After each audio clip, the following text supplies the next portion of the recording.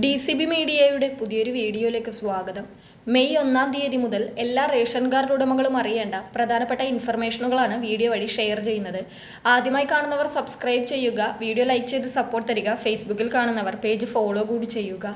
പശ്ചിമേഷ്യയിലെ സംഘർഷത്തിന്റെ സാഹചര്യത്തിൽ കേന്ദ്ര നിർദ്ദേശപ്രകാരം കേരളത്തിൽ ഏപ്രിൽ മെയ് മാസങ്ങളിൽ റേഷൻ ഒന്നിച്ചു കൊടുക്കുവാൻ തീരുമാനിച്ചിരുന്നു. ഇതനുസരിച്ച് ഏപ്രിലിലെ റേഷൻ ഏപ്രിൽ 30 വരെയും മെയ് മാസത്തെ റേഷൻ ഏപ്രിൽ ആദ്യം മുതൽ മെയ് 30 വരെയും വാങ്ങാനായിരുന്നു കാർഡ് ഉടമകൾക്ക് അവസരം നൽകിയിരുന്നത്. എന്നാൽ ഇത് ചില കുഴപ്പങ്ങൾക്ക് കാരണമായിരിക്കുകയാണ്. 2 മാസത്തെ റേഷൻ ഒരുമിച്ച് വാങ്ങാനുള്ള നിർദ്ദേശത്തിലെ ആശയക്കുഴപ്പത്തിനിടെ ഏപ്രിലിലേത് വാങ്ങാതെ മെയ് മാസത്തിലേത് മാത്രം വാങ്ങിപ്പോയ 8000-ൽ പരം ഉടമകളെ കണ്ടെത്തുവാൻ ഭക്ഷ്യ പൊതുവിതരണ വകുപ്പ് നടപടി ആരംഭിച്ചിരിക്കുകയാണ്. ഇവർക്ക് ഏപ്രിൽ മാസത്തെ റേഷൻ നഷ്ടമാകാതെ ഇരിക്കുവാൻ ഏപ്രിൽ മാസ റേഷൻ വിതരണം മെയ് 5 വരെ നീട്ടാനും ഭക്ഷ്യ പൊതുവിതരണ കമ്മീഷണർ തീരുമാനിച്ചു. ഇതിനായി റേഷൻ ബില്ലിംഗിന്റെയും വിതരണത്തിന്റെയും സംവിധാനമായ ഇപോസിന്റെ ചുമതലയുള്ള ഹൈദരാബാദിലെ നാഷണൽ ഇൻഫോമാറ്റിക്സ് സെന്ററിന്റെ അനുമതി മാത്രമാണ് ഇനി ബാക്കിയുള്ളത്. 2 മാസത്തെ വിതരണം നടക്കുന്നതിനാൽ ഇപോസ് യന്ത്രത്തിൽ വിതരണത്തിന്റെ മാസമായി റേഷൻ കടക്കാർ ഏപ്രിലിന് പകരം മെയ് എന്ന് തിരഞ്ഞെടുത്തതാണ് ആശയക്കുഴപ്പം ഉണ്ടാക്കിയത്.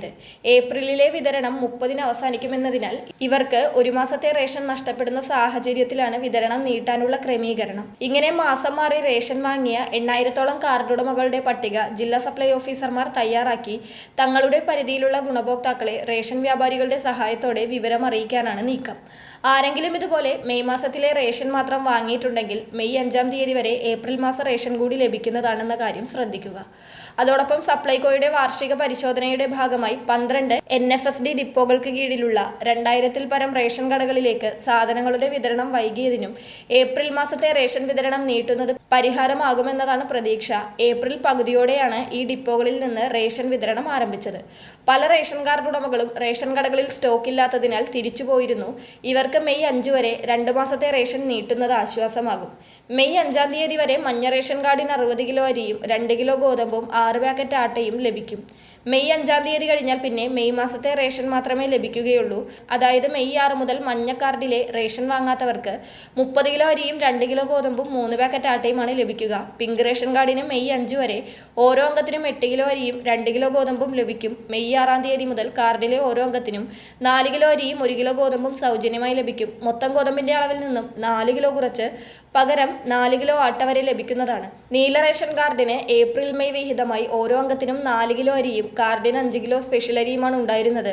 നീലക്കാർഡ് ഉടമകളിൽ 6 തീയതി മുതൽ റേഷൻ ഇതുവരെ വാങ്ങാത്തവർക്ക് കാർഡിലെ ഓരോ അംഗത്തിനും 2 കിലോ അരിയും കൂടാതെ 3 കിലോ സ്പെഷ്യൽ അരിയും ലഭിക്കും. അതാത് താലൂക്കിലെ സ്റ്റോക്കിനനുസരിച്ച് കാർഡിന് 1 മുതൽ 3 കിലോ വരെ ആട്ടയും ലഭിക്കുന്നതാണ്. 17 രൂപയാണ് ആട്ടയുടെ വില. നീലക്കാർഡിന് റേഷൻ വിഹിതമായി ലഭിക്കുന്ന അരിക്ക് 4 രൂപയും സ്പെഷ്യൽ അരിക്ക് 10 രൂപ 90 പൈസയും നൽകണം. വെള്ള റേഷൻ കാർഡിന് ഏപ്രിൽ മെയ് വിഹിതമായി 10 കിലോ അരിയാണ് ഉണ്ടായിരുന്നത്. ഏപ്രിൽ റേഷൻ വാങ്ങാത്തവർക്ക് മെയ് മാസത്തെ റേഷനായി ലഭിക്കുക 4 കിലോ അരി ആയിരിക്കും. 10 രൂപ 90 പൈസയാണ് കിലോ അരിയുടെ വില. അതാത് താലൂക്കിലെ സ്റ്റോക്ക് അനുസരിച്ച് 1 കിലോ മുതൽ 3 കിലോ വരെ ആട്ട കിലോയ്ക്ക് 17 രൂപ നിരക്കിലും ലഭിക്കും. ഏപ്രിൽ മെയ് ജൂൺ ക്വാർട്ടറിൽ വൈദ്യുതിയുള്ള വീടുകളിലെ AAY മഞ്ഞ റേഷൻ കാർഡിന് ആകെ 1 ലിറ്റർ മണ്ണെണ്ണയും പിങ്ക് നീല വെള്ള റേഷൻ കാർഡുകാർക്ക് 1/2 ലിറ്റർ മണ്ണെണ്ണയും ലഭിക്കുന്നതാണ്.